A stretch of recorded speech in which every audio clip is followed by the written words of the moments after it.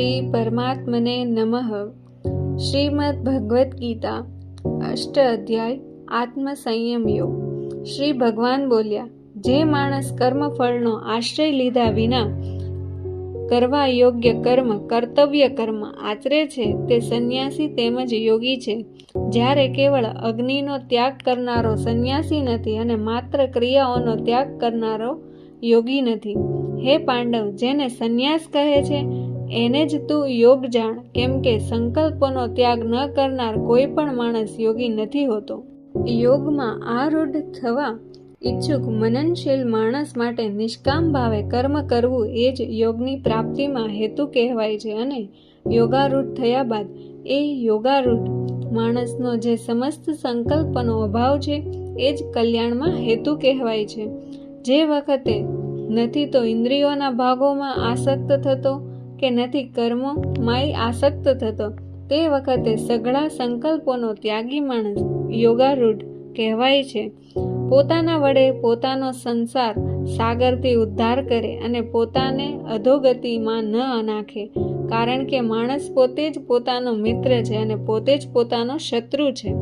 જે જીવાત્મા દ્વારા મન અને ઇન્દ્રિયો સહિત શરીર જીતવામાં આવ્યું છે એ જીવાત્માનો એ પોતે જ મિત્ર છે, અને જેના વડે મન તથા ઇન્દ્રિયો સહિત શરીર નથી જીતવામાં આવ્યું એના પ્રત્યે એ પોતે જ શત્રુની જેમ શત્રુતામાં વર્તે છે.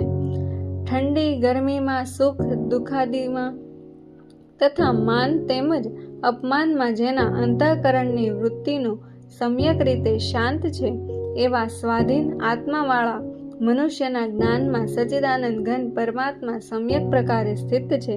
એટલે કે એના જ્ઞાનમાં પરમાત્મા સિવાય બીજું કશું છે જ નહીં. જેનું અંતઃકરણ જ્ઞાન અને વિજ્ઞાનથી તૃપ્ત છે, જેની સ્થિતિ વિકાર રહિત છે, જેની ઇન્દ્રિયો સારી પેઠે જીતાયેલી છે, તેમજ જેના માટે માટી, પથ્થર અને સુવર્ણ સમાન છે, એ યોગી યુક્ત અર્થાત ભગવત પ્રાપ્ત કહેવાય છે. સુહૃદ, મિત્ર, શત્રુ, ઉદાસીન, મધ્યસ્થ, દ્વેષ્ય તેમજ બધુ ગણોમાં, ધર્મોત્માઓમાં અને પાપીઓમાં પણ સમાન ભાવ રાખનાર ઘણો શ્રેષ્ઠ છે. મન અને ઇન્દ્રિયો સહિત શરીરને વશમાં રાખનાર, કશાયની ખેવના ન રાખનાર અને સંગ્રહ રહિત યોગી એકલો જ એકાંત સ્થળે સ્થિત થઈને આત્માને નિરંતર પરમાત્મામાં જોડે. પવિત્ર ભૂમિ પર કે જેના ઉપર કર્મ પ્રમાણે દર્ભ, મૃગચર્મ અને વસ્ત્ર પાથરેલા છે, તેમજ ન ઘણા ઊંચા અને ન ઘણા નીચા એવા પોતાના આસનને સ્થિર રૂપે સ્થાપીને એ આસન પર બેસીને ચિત્ત અને ઇન્દ્રિયોની ક્રિયાઓને વશમાં રાખી મનને એકાગ્ર કરીને અંતઃકરણની શુદ્ધિ માટે યોગનો અભ્યાસ કરે છે.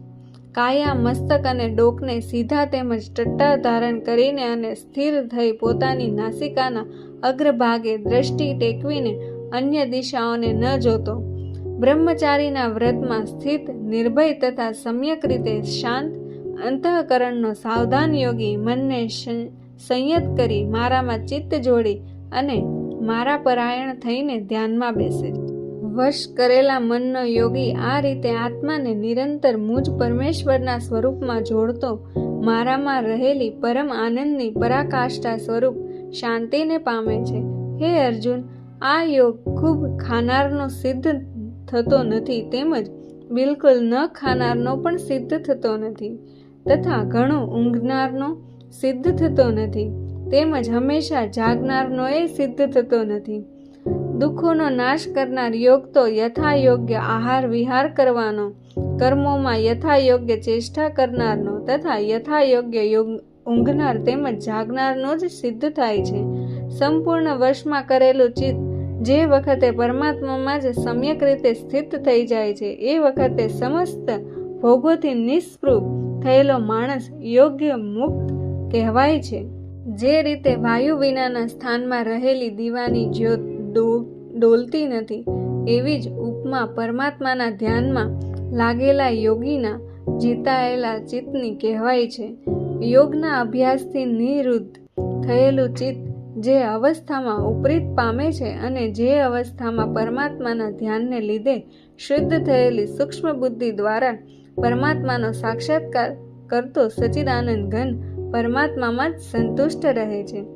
ઇન્દ્રિયોથી અતીત માત્ર શુદ્ધ થયેલી સૂક્ષ્મ બુદ્ધિ દ્વારા ગ્રહણ થઈ શકે એવો જે અનંત આનંદ છે એને જે અવસ્થામાં અનુભવે છે અને જે અવસ્થામાં સ્થિત આ યોગી પરમાત્માના સ્વરૂપથી કદી વિચલિત થતો જ નથી.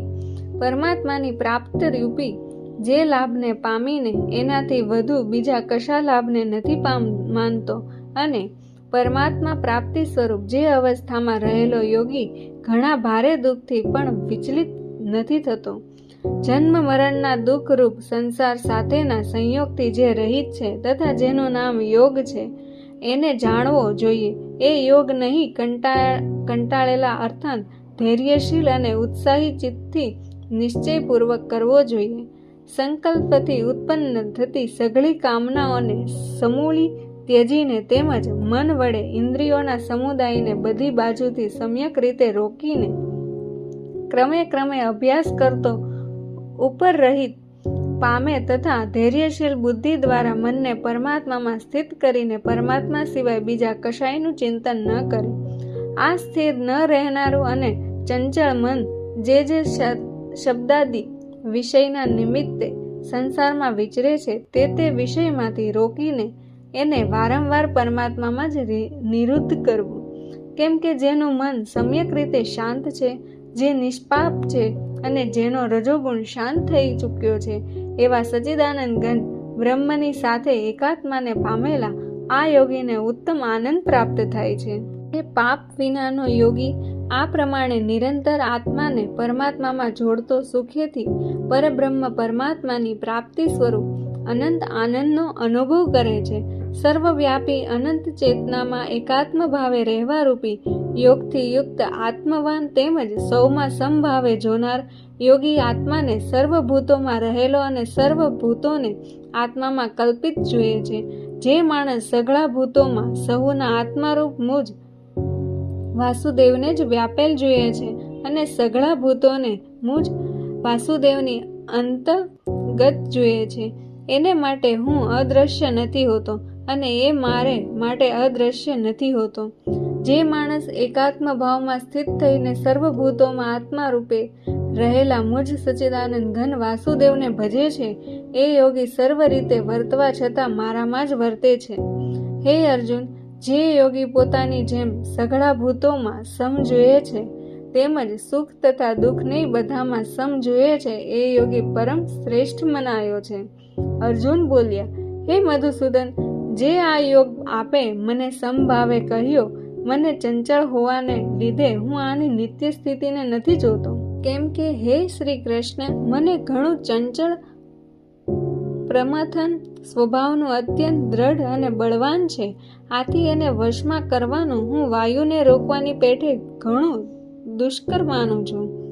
શ્રી ભગવાન બોલ્યા, હે મહાબાહો, નિસંદેહ મન ચંચળ તેમજ મુશ્કેલીથી વશ થનારું છે, છતાં પણ હે કુંતી પુત્ર, એ અભ્યાસ અને વૈરાગ્ય વડે વશમાં થાય છે.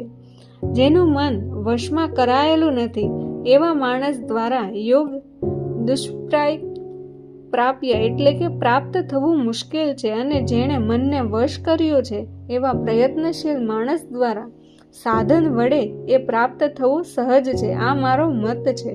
અર્જુન બોલ્યા, હે શ્રી કૃષ્ણ, જે યોગમાં શ્રદ્ધા તો ધરાવે છે પરંતુ સંયમી નથી, એ કારણે અંતકાળે જેનું મન યોગથી વિચલિત થઈ ગયું છે એવો સાધક યોગી યોગની સિદ્ધિને એટલે કે ભગવત સાક્ષાત્કારને ન પામતા કઈ રીતે ગતિને પામે છે? હે મહાભાવો, શું એ ભગવત પ્રાપ્તિના માર્ગમાં મોહ પામેલો અને આશ્રય વિનાનો માણસ છિન્ન ભિન્ન થયેલા વાદળની પેઠે બે બાજુથી ભ્રષ્ટ થઈને નાશતો નથી પામતો ને?